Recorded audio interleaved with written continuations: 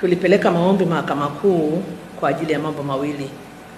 Jambo la kwanza, tuliomba kuruhusiwa kufungua kesi ya kuhoji uhalali wa uundaji wa Tume ya Rais ya kuchunguza uvunjivu wa amani kufuatia matukio ya Oktoba 29, 2025 kuhusu muundo na hadidu za rejea, na kuiomba mahakama ione kwamba tume hii kwa namna ilivyoundwa na kwa aina ya tukio la Oktoba 29 haina sifa, uwezo wala uhuru wa kuweza kutoa majibu sahihi, kweli, haki na yanayoaminika kuhusiana na matukio ya Oktoba 29, 2025.